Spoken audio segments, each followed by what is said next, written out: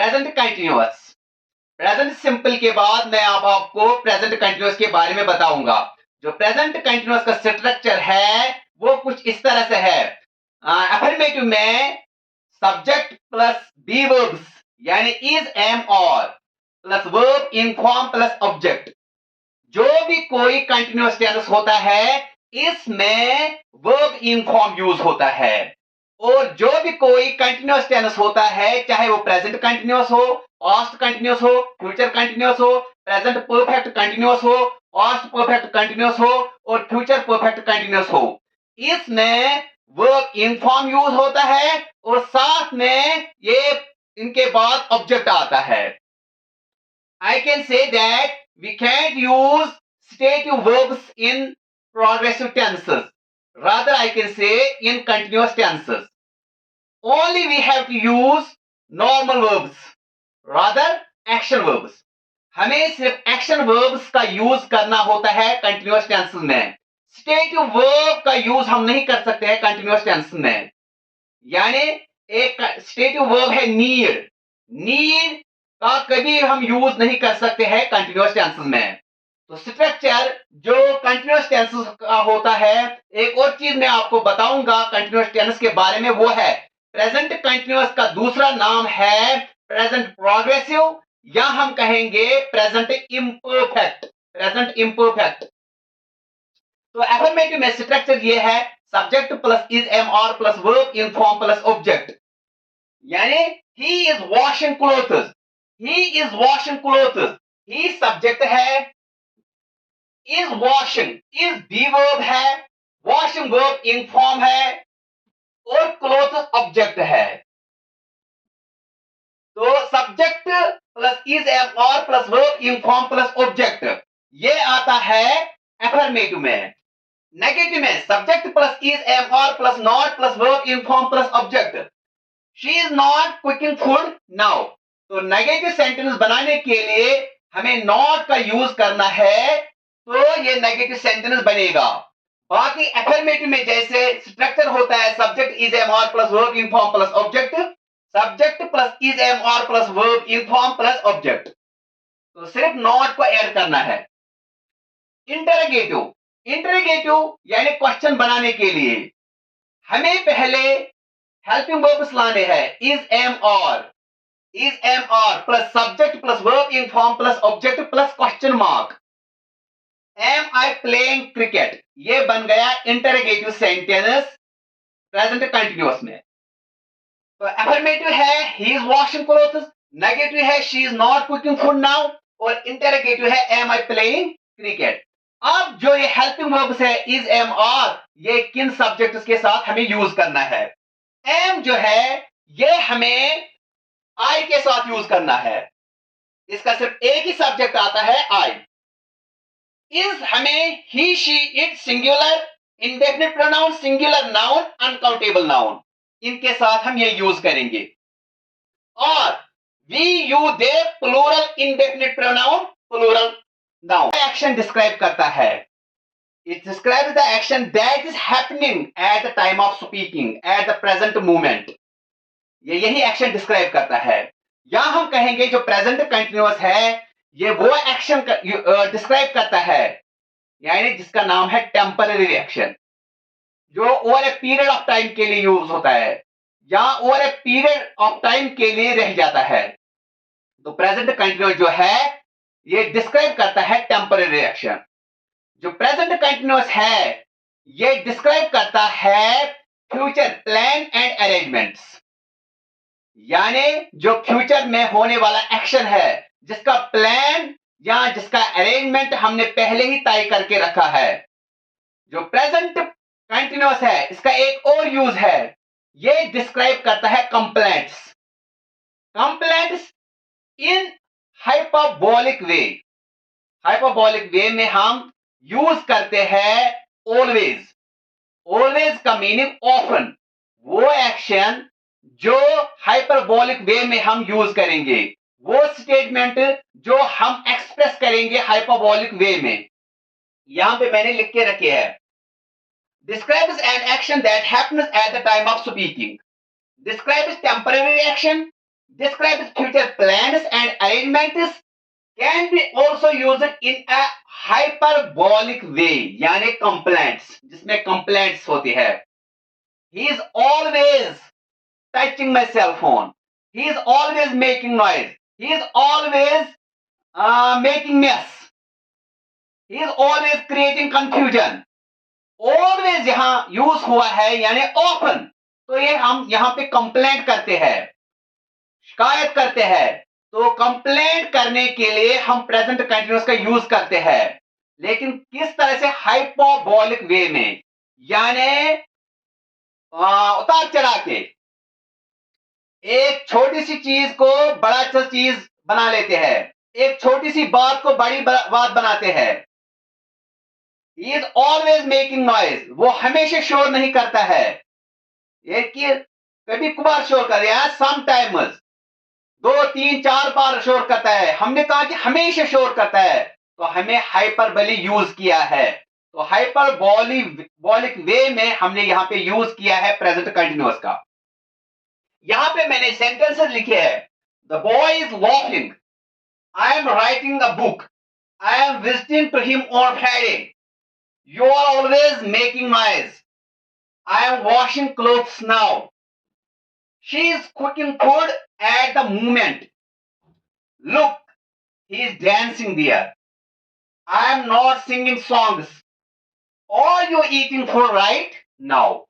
तो ये सेंटेंसेस मैंने यहां पे लिख के रखे हैं. अब देखना है किस सेंटेंस में क्या एक्सप्रेशन है, कौन सा सेंटेंस क्या डिस्क्राइब करता है. The boy is laughing, यहां पे is helping verb है, laughing verb in form है. The boy is subject, तो subject plus helping verb plus verb in form मैंने यहां पे यूज किया है. यहां पे मैंने ऑब्जेक्ट का यूज नहीं किया है, तो मैंने इंट्रांजिटिव वर्ब यहां पे यूज किया है. कहने का मतलब यह है इस सेंटेंस में क्या डिस्क्राइब हो रहा है, कौन सी एक्सप्रेशन है. The boy is laughing, इसका मतलब ये एक्शन इस टाइम हो रहा है, at the time of speaking, at the present moment, सिर्फ इस टाइम ये एक्शन हो रहा है. What are you doing, I am taking tea, तो सिर्फ प्रेजेंट मोमेंट में ये एक्शन हो रहा है. The boy is laughing, eight the time of present moment this action happens, तो ये एक्शन सिर्फ प्रेजेंट मोमेंट पे हो रहा है. Present moment, present moment. दूसरा है I am writing a book, I am writing a book.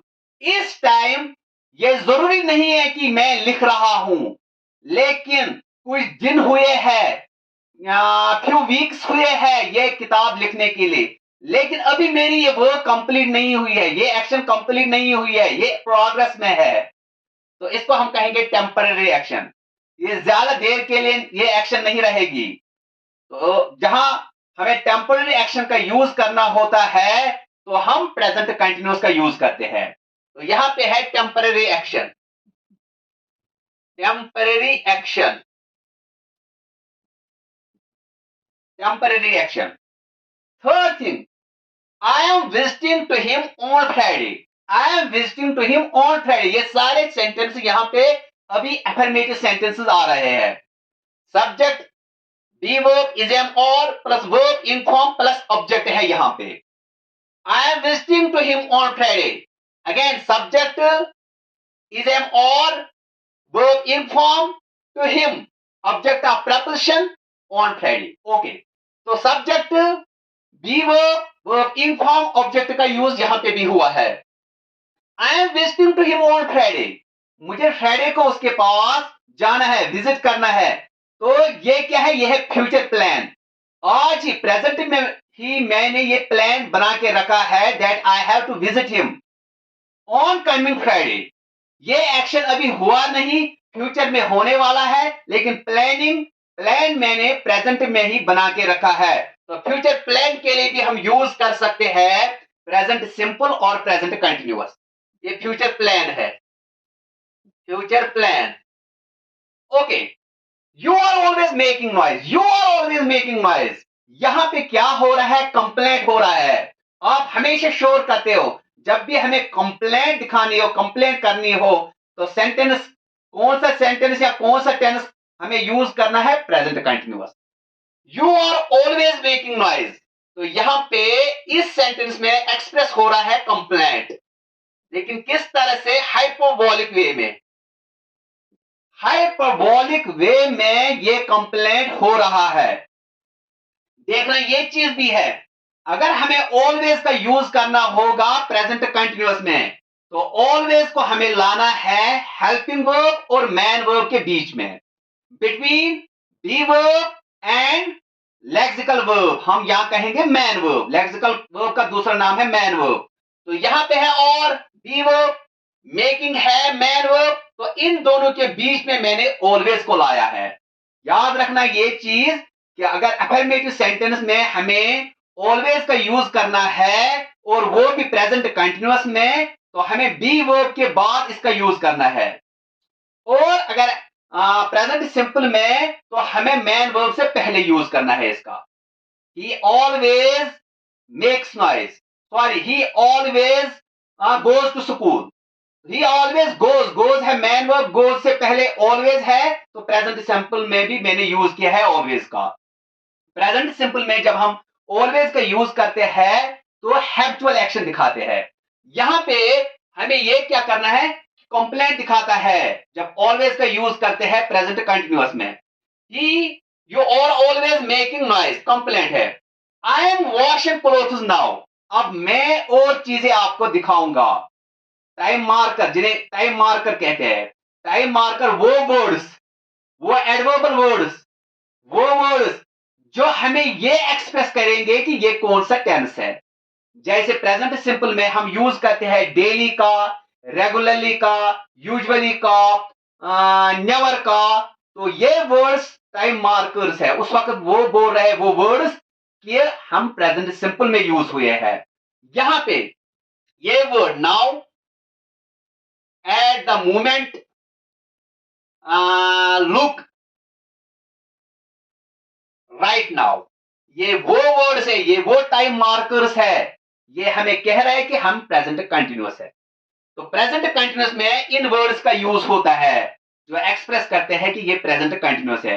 अगर सेंटेंस में ये कोई टाइम नहीं दिया गया हो कि फ्यूचर का टाइम है, प्रेजेंट का टाइम है या पास्ट का टाइम है, लेकिन अगर ये वर्ड्स है, ये वर्ड्स हमें हेल्प करते हैं, हमें क्लू देते हैं कि कौन सा टेंस है। यहां पे इन वर्ड्स का यूज हुआ है now, at the moment, look, या हम कहेंगे right now.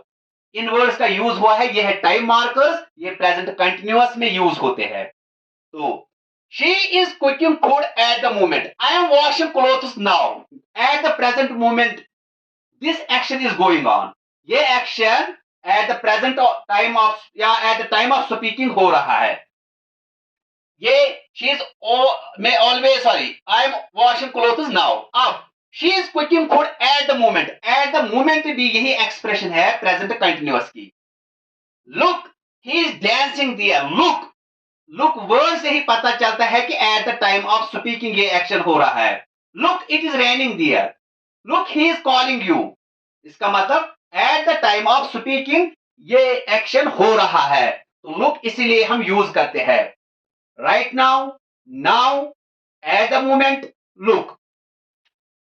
I am not singing songs और you eating food right now, ये दो सेंटेंसेस मैंने यूज किए हैं, ये प्रेजेंट कंटिन्यूअस के ही है, लेकिन जो ये है I am not singing songs, ये नेगेटिव सेंटेंस है।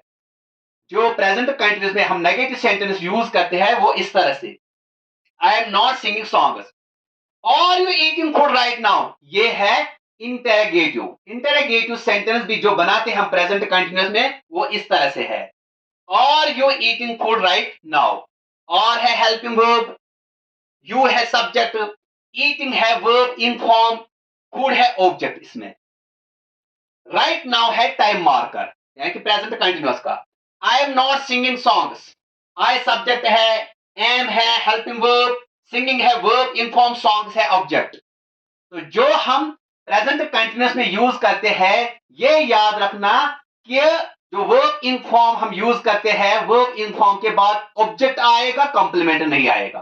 कंप्लीमेंट सिर्फ प्रेजेंट, कंप्लीमेंट का हम यूज कर सकते हैं प्रेजेंट कंटिन्यूअस के बगैर, जो बाकी टेंसेस है उसमें, लेकिन प्रेजेंट सॉरी कंटिन्यूअस टेंसेस में हम कंप्लीमेंट का यूज नहीं कर सकते हैं। We can't use complement other than, we can't use complement in continuous tenses, present continuous, past continuous, future continuous, present perfect continuous, past perfect continuous, and future perfect continuous. Rather than progressive tenses, we can use the complement. But in progressive tenses, we have to use only object. हमें सिर्फ object का use करना है. So, are you eating food right now? ये है interrogative.